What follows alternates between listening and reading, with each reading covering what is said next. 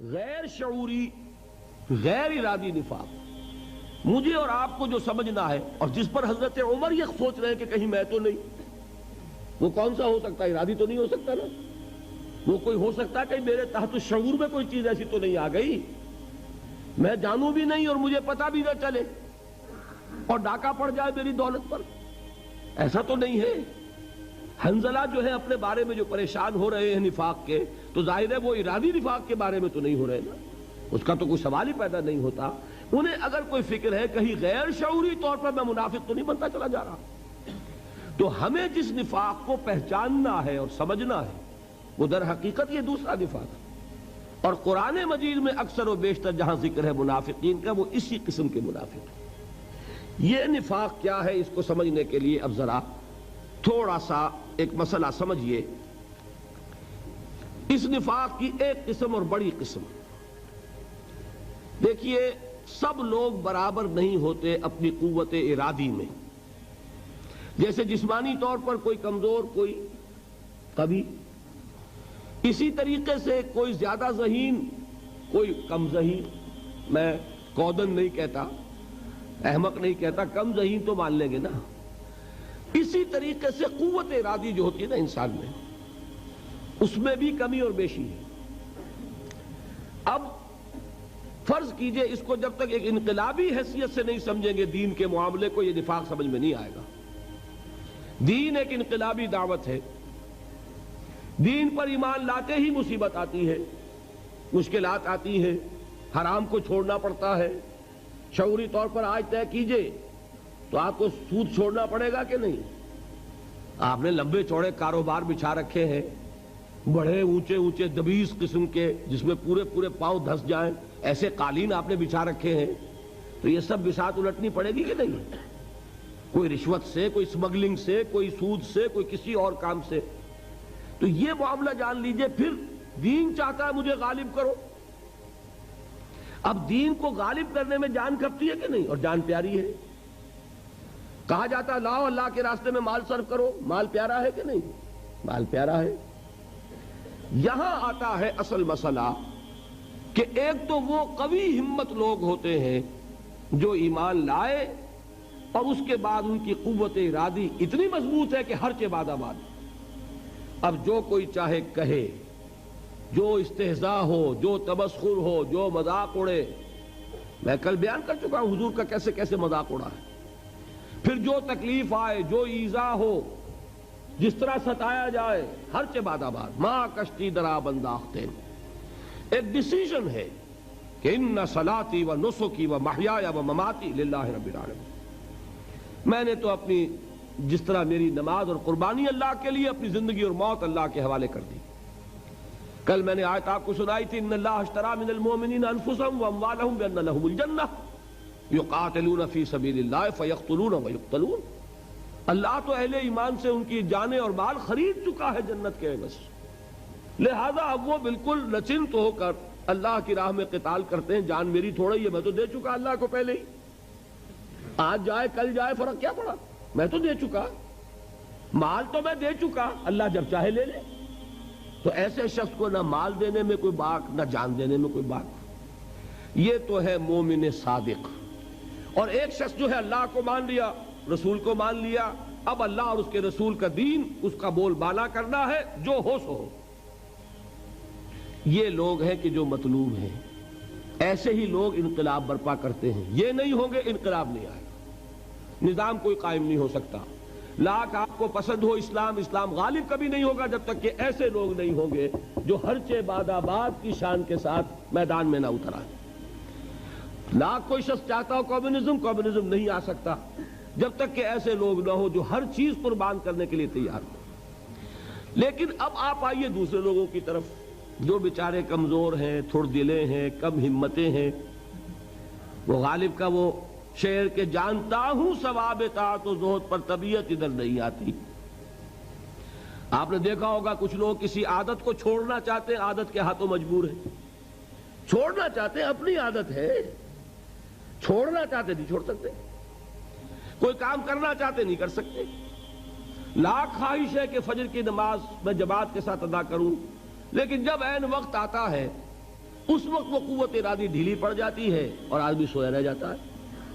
بلکہ بسا اوقات ایسا بھی ہوتا ہے کہ آنکھ بھی کھلی، اذان بھی سنی، لیکن اسی وقت جو ہے وہ قوت ارادی مزمحل ہوئی، نفس کا غلبہ ہوا، کروٹ لی، چادر خوب اچھی طریقے سے اور درست کر کے اوڑھ لی، اور اب جب دھوپ کی تپش ہوگی تبھی آنکھ کھلے گی. یہ کیا ہے؟ یہ قوت ارادی کی کمزوری ہے. اب ایک شخص کا تصور کیجئے کہ وہ اسلام لایا دیانتداری سے، دھوکے سے نہیں. وہ چاہتا ہے مسلمان بننا، وہ چاہتا ہے ایمان کے تقاضے پورے کرنا، وہ چاہتا ہے کہ میں بھی اللہ کے ہاں مومن شمار کیا جاؤں. وہ سورہ حجرات کی آیات، مومن تو صرف وہ ہے انما المؤمنون الذین آمنوا باللہ ورسولہ ثم لم یرتابوا وجاہدوا باموالہم وانفسہم فی سبیل اللہ اولئک ھم الصادقون.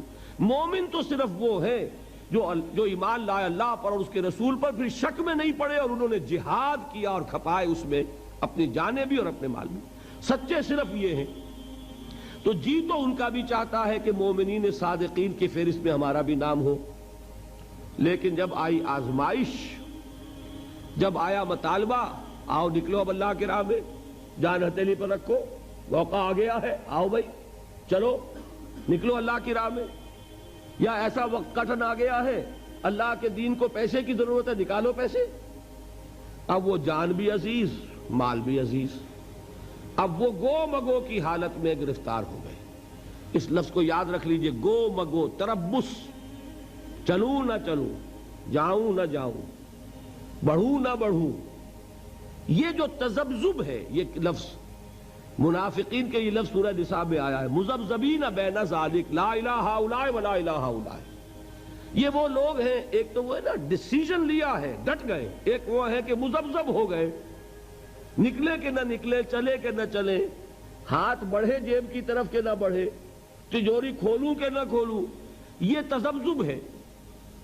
اس میں اگر کبھی ایسا ہو گیا کہ دین کے مطالبے میں آدمی پیچھے رہ گیا، بزدلی دکھائی، پیٹھ دکھا دی، گھر میں دولت رکھی ہے اور اللہ کی راہ میں صرف نہیں کی، اب کیا ہوگا؟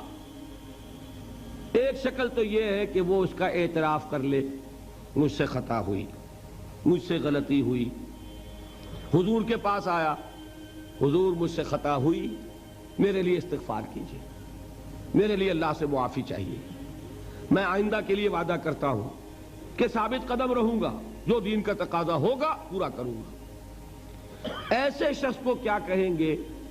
ضعیف الایمان. ایمان کمزور ہو گیا تھا اس کا، اس وقت ایمان کمزور پڑ گیا تھا جو نہیں نکل سکا.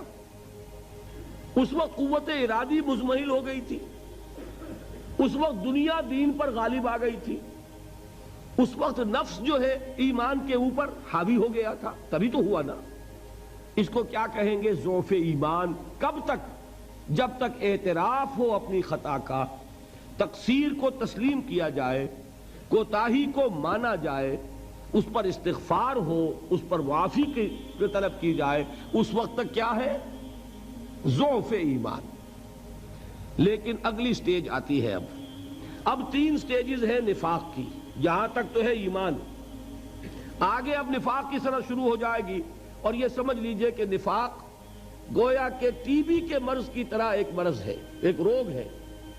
آپ نے، کیونکہ میں اس لیے یہ مثال دے رہا ہوں کہ یہ عام طور پر آپ نے سنا ہوگا 3 سٹیجز ہیں ٹی بی کی، فرسٹ سٹیج، سیکنڈ سٹیج اور تھرڈ سٹیج میں پہنچ کے پھر اب تو خیر علاج زیادہ اس وقت ہو چکا ہے، ادویات بہت مؤثر ہیں، لیکن پہلے جب تک ہم بھی پریکٹس کر رہے تھے، جب تک اس وقت تک تھرڈ سٹیج میں پہنچے ہوئے شخص کے بارے میں امید نہیں رہتی تھی کہ اب اس کی شفا ہوگی. اب یہی ہے کہ جتنا کھینچ جائے کھینچ جائے. تو اسی طریقے سے نوٹ کیجئے گا 3 سٹیجز آئیں گی اس مرض کی، وہ میں ابھی بیان کر رہا ہوں. پہلی سٹیج کیا ہے کہ کئی مرتبہ اعتراف کرنے کے بعد آدمی کا نفس آمادہ کرتا ہے کہ میاں کیوں ہر دفعہ اپنے آپ کو ذلیل کرواتے ہو لوگوں کے سامنے، جھوٹ بول دو. جی یہ عذر تھا، یہ مجبوری تھی، یہ کمزوری تھی. کمزوری نہیں، یہ میرے لیے رکاوٹ تھی. خدا کی قسم میں تو آنا نہیں، ابھی اس کو بھی چھوڑیے، یہ سیکنڈ سٹیج میں آئے گا. میں تو آنا چاہتا تھا، میں نے پوری تیاری کر لی تھی، پوری آمادگی تھی، کیا کروں عین وقت پر بیوی بیمار پڑ گئی، فلاں یہ ہو گیا. یہ مصیبت آ گئی، اس کی وجہ سے میں نہیں آ سکا۔ اس میں کیا ہوا کہ عزت تو بچ گئی، عزت نفس انسان کی بچ گئی، لیکن جھوٹ بول گئی۔ یہاں جھوٹ سے یوں سمجھیے اب یہ ضعف ایمان نہیں رہا، یہ نفاق شروع ہو گیا۔ جب کئی مرتبہ یہ بات ہو جائے گی تو اب لوگوں کے نگاہوں میں اعتبار کم ہو جائے گا۔ یہ ہر دفعہ ہی نہ کوئی مجبوری ہو جاتی ہے، یہ ہر دفعہ ہی کوئی عذر لے کر کھڑے ہوتے ہیں۔ لہذا اب ضرورت پیش آتی ہے جھوٹی قسموں کی۔ خدا کی قسم کھا کر کہہ رہا ہوں، آپ میرا اعتبار نہیں کر رہے، میں خدا کو گواہ بنا کر کہہ رہا ہوں کہ یہ مجبوری تھی اور یہ مجھے تکلیف تھی اور یہ میری مشکل تھی، ورنہ میں بالکل تیار تھا، میں آپ سے آگے جاتا۔ آپ کیا سمجھتے ہیں؟ یہاں جب جھوٹی قسمیں شروع ہوئی، اب یہ مرض دوسری سٹیج میں آ گیا۔ لیکن یہ بات جان لیجئے، ان دونوں سٹیجز میں ابھی شفا کا امکان ہے، واپس آ سکتا ہے انسان اگر متنبہ ہو جائے اپنے اس مرض پر اور چاہے اس کی اصلاح کرنا تو کر سکتا ہے۔ یہی وجہ ہے آپ دیکھیں گے قرآن مجید میں یہ حکمت ہے اللہ کی، سورہ بقرہ میں نفاق کا ذکر ہے، نام لے کر نہیں۔ وَمِنَ النَّاسِ مَن يُؤْمِنُ بِاللَّهِ وَمَن يَقُولُ آمَنَّا بِاللَّهِ وَبِالْيَوْمِ الْآخِرِ وَمَا هُم بِمُؤْمِنِينَ۔ پورا رکوع جو ہے، یا آپ تمام مفسرین کو دیکھیے گا، وہ بتاتے ہیں یہ منافقین کے لیے لفظ نفاق کہیں نہیں آیا۔ کیا فرمایا؟ فی قلوبہم مرض فزادہم اللہ مرضا، ان کے دلوں میں ایک روگ ہے، بیماری ہے، اور اللہ نے ان کے اس مرض کو بڑھا دیا ہے۔ یہ اللہ کی سنت ہے، آپ ہدایت کی طرف آئیں گے اللہ آپ کی ہدایت میں اضافہ کرے گا، نیکی کی طرف آئیں گے، ایک نیکی کریں گے 10 نیکیوں کی مزید توفیق ملے گی، غلط راستے کی طرف جائیں گے اللہ اس راستے کو آپ کے لیے آسان کر دے گا، جاؤ دفع ہونے تو اس کو جدھر جاتا ہے۔ ایک برا کام کریں گے 10 برائیوں کا راستہ اور کھل جائے گا، ایک بے حیائی کریں گے 10 بے حیائیاں آسان ہو جائیں گی، نفاق کا راستہ اختیار کریں گے اللہ اسی کو آگے آپ کے لیے کھول دے گا۔ تو یہ ہے وہ قاعدہ و قانون کہ فی قلوبہم مرض فزادہم اللہ مرضا ولہم عذاب علیم بما کانوا یکذبون۔ ان کے دلوں میں ایک روگ ہے، اللہ نے ان کے روگ کو بڑھا دیا ہے، اور ان کے لیے دردناک عذاب ہے اس جھوٹ کی بدولت جو یہ بول رہے ہیں۔ دیکھا لفظ جھوٹ ان دونوں حدیثوں میں بھی، اذا حدث کذب، جھوٹ کو ایک اہم علامت بیان کیا گیا، یہاں بھی وہی لفظ جھوٹ آ رہا۔ فی قلوبہم مرض فزادہم اللہ مرضا ولہم عذاب علیم بما کانوا یکذبون۔